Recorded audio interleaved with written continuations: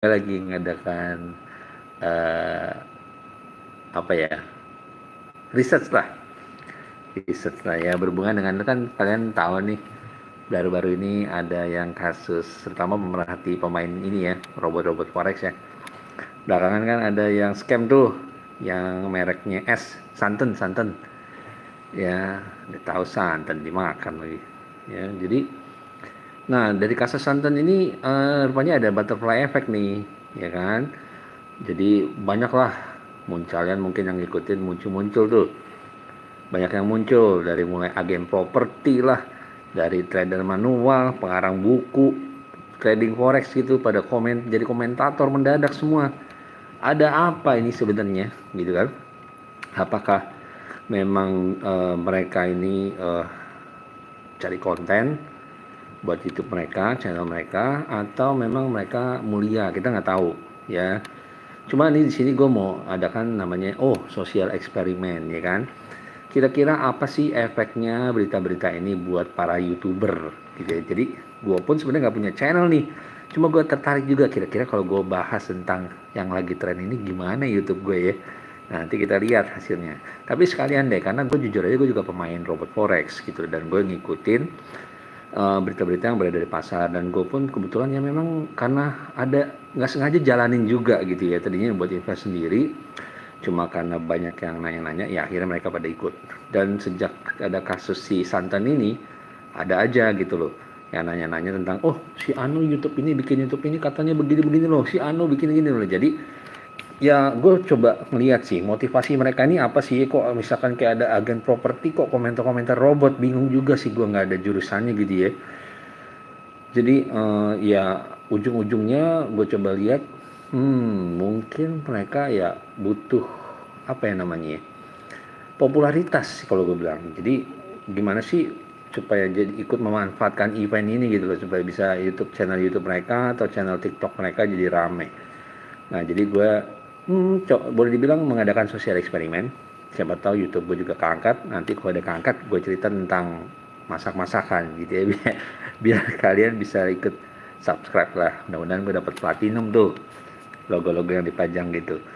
Oke guys, jadi pada dasarnya kasus Sunton ini udah dari awal sih ya, udah ketahuan gitu kalau orang yang ngerti main forex nggak make sense gitu loh.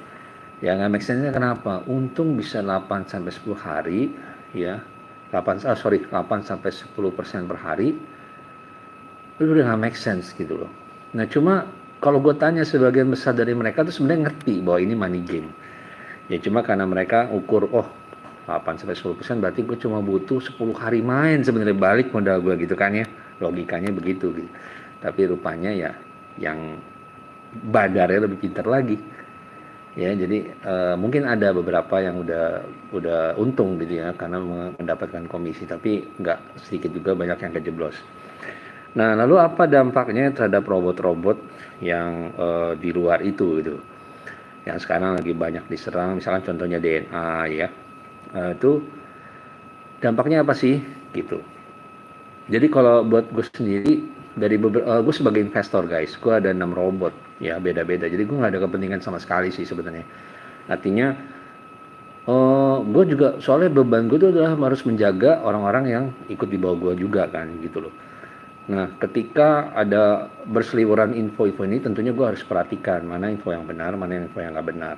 Kalau memang ada info yang faktual yang gue nilai benar, tentunya oke, ini akan gue jadikan bahan pertimbangan untuk sebagai warning buat downline gue gitu loh. Ya jadi gue pertama nggak ada kepentingan nih, walaupun ya jujur aja gue ngomong ya, kita ada terima komisi sebagai namanya upline ya, tapi buat gue pribadi lebih baik gue menyelamatkan hubungan ya sebisa mungkin, daripada gue ngejar komisi yang mungkin 1-2 hari atau seberapa sih gitu loh.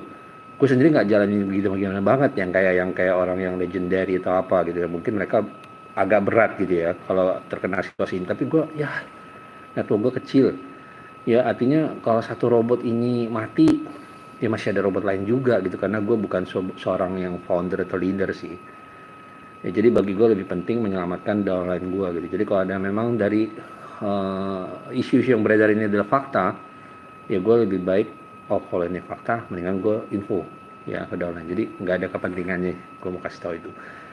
Nah tapi so far yang gue udah ikutin dari review-review mereka ini ya, jadi dari ada yang bilang katanya broker ini kenapa tiba-tiba nggak ada di MQ5, tiba-tiba misalkan ini ada yang bilang kontak nggak mengakui perusahaan induknya gitu ya. Jadi gue coba pakai nalar gue lah gitu loh.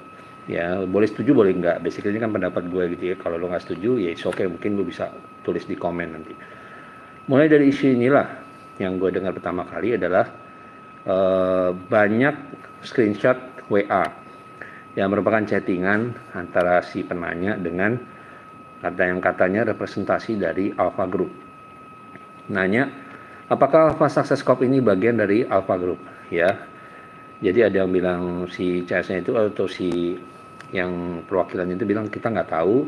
Ada juga screenshot yang mengatakan bukan gitu ya. Nah, gue coba pikir gitu loh. Oke, Alpha Group ini mungkin ya kalau gue boleh analogikan tuh sebagai holding company seperti di sini ada SM, singkatan aja ya, jadi kita jangan ngomong company lah. SM Group yang gede itu loh, yang terkenal, yang ada bisnis properti juga gitu kan ya. Nah, gue coba tanya ke teman gue yang kerja di situ tuh, bro, lu kan kerja di sono. Kalau misalkan ada orang nanya lu nih, lu profesi sebagai CS deh, perwakilan gitu kan, di sebuah company bagian dari si SM Group ini. Ada yang nanya, Pak, apakah perusahaan XYZ yang beralamat di Papua ini adalah bagian dari perusahaan Bapak? Kira-kira lu bisa jawab gak bro? Gue tanya gitu kan ke dia. Dia bilang gini, ya enggak juga sih, belum tentu kita tahu gitu loh, karena kapasitasnya ya mungkin sebagai CS, ya bisa juga dia nggak tahu bahwa itu perusahaan bagian dari perusahaannya si SM gitu loh. Ya jadi kita mesti mikir juga pakai nalar gitu, kita nanyanya tepat gak sih gitu loh. Kita nanya nih ke CS-nya siapa, kompetensi orang itu apa gitu loh, ya kan? Kalau misalkan contoh dia cuma melayani sebagai CS, kita tahu lah, kita kadang-kadang nelpon ke CS-nya sebuah bank aja, jawabnya ala kadarnya gitu ya, ngeselin gitu loh. Padahal kita mikirnya, lu kan representatif perusahaan gitu loh, nomor lu terpanjang, kok jawabnya kayak begini. Kita aja sering ngalamin kayak gitu gitu loh. Jadi menurut gue, itu jawaban itu nggak bisa dijadikan sebuah basic gitu loh. Ya kan, kita harus cari tahu lagi lebih dalam lagi gitu loh. Mungkin dirubah pertanyaannya atau gue tahu, atau mungkin konteksnya yang benar orangnya. Jadi menurut gue itu nggak bisa dijadikan basic. Ya itu menurut gue. Tapi kalau menurut tuh itu bisa, ya terserah lu sih. Ya. Oke, itu satu. Terus kedua, masalah yang beredar tentang tiba-tiba broker A ini nggak di listing lagi di MQL5, sebuah platform yang memang diperuntukkan untuk penjual signal. Ya, memang MQL5 ini bagian dari MetaQuotes. Ya.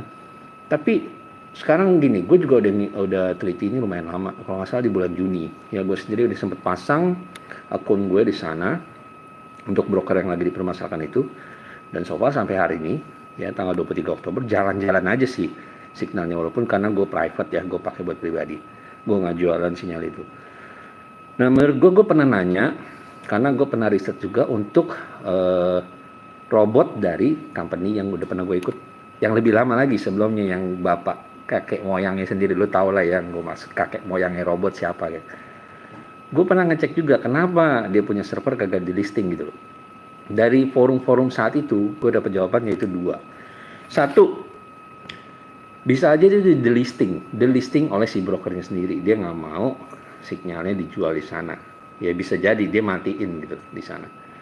Yang kedua, bisa aja banyak yang report sebagai scam. Ya jadi ada dua reason. Ya. Nah so far dari keributan ini yang dibumbui oleh para YouTuber ini, yang menurut gue sih ya sebagai misal mau pansos sih ya, jujur aja. Tapi kita lihat ntar video gue gimana. Menurut gue mereka udah ngaco gitu ya, maksudnya langsung ambil alasan kedua, padahal dari screenshot yang beredar itu, yang dia tanya itu kan pertama satu moderator grup, yang sebenarnya dia juga bukan bagian dari MQL5 company gitu loh, dia cuma moderator setahu gue sih ya. Dia jadi kayak semacam kayak lu ada di satu platform yang jadul banget tuh, Kak ya, yang depannya Kak, platform yang forum itu yang dulu jual beli. Nah, lu sebagai moderator bukan berarti lu tuh sebagai perwakilan company gitu loh. Ketika lu menjawab itu, jangan diartikan sebagai, oh company-nya bilang kayak gitu. Enggak, ini moderator doang, moderator forum. Dan gue lihat juga dari screenshot yang banyak beredar, moderator juga bilang, gue nggak tahu gitu loh. Gunakan aja broker lain, kenapa sih lu ngotot mau mau nanya broker ini mulu? Ya, gue nggak tahu. Dijawab kebanyakan begitu. Nah, kenapa jadi kebanyakan YouTuber itu lebih cenderung pakai alasan yang kedua, yaitu scam. Nah, itu kalian simpulkan sendiri gitu loh. Kenapa YouTuber-YouTuber itu lebih pakai alasan yang kedua. Kalau buat gue sendiri, ya gue netral aja. Selama ada dua kemungkinan ini dan tidak ada klarifikasi dari MTL5 bahwa ini scam atau segala macam, kita nggak bisa ambil asumsi apa-apa gitu. Ya, menurut gue seperti itu. Terus isu apa lagi? Sampai lupa deh gue. Oh, mengenai domain ya. Domain yang katanya, oh ini domainnya kok buatan orang Indonesia, namanya si Hendy siapa lah gitu ya. Dan kebetulan yang gue baca memang ada dua screenshot, satunya ASC apa corp.fx.corp.com ya, gue nggak ngerti deh. Yang satu lagi ascfm.com. Dua screenshot kiri kanan. Nah, yang satu ada namanya, registrarnya itu Hendy siapa gitu. Nah, menurut gue ya, gue kebetulan ikut kan Zoom meetingnya. Nah, itu udah berapa kali ditanyain sih, ini yang mana nih Pak website resminya? Dan selalu dijawab ascfm.com ya, kalau nggak salah ya, itu urutannya gue lupa nggak gitu perhatiin. Nah, tapi yang FM lah, ASCFM gitu. Nah, kenapa dikait-kaitkan sama yang ASC Corp FX ini gitu? Itu juga nggak make sense. Ya, udah tahu salah di Zoom meeting juga dibilang yang ini, ya kan? Tapi dibahas yang ini. Jadi gue nggak tahu juga ada user atau ada investor yang, akhirnya panik gara-gara ASC Corp ini, ASCFX Corp ini dibilang registrasinya Indonesia. Gue ngerti. Oke lah, itu seperti itu. Terus kedua, di permasalahan yang ASCFM ini, dia bilang, tuh lihat tuh, registrasinya baru 400 harian gitu ya. Padahal diklaim perusahaannya sendiri dari 2009. Bro, coba deh kalian googling atau cek tuh registrasinya kompas.id ya. Itu gue cek itu registrasinya atau creatednya itu adalah 2014. Kompas lu tahu dong udah berdiri dari tahun berapa gitu. Artinya dengan menggunakan logika cocok loginya para YouTuber ini, berarti Kompas ID itu hoax dong. Situs buatan-buatan dong, ya kan? Orang Kompas udah dari tahun berapa? Lah, kenapa websitenya baru di-create 2014? Jadi sekali lagi, gue nggak masuk gitu loh sama penalarannya para YouTuber ini gitu loh.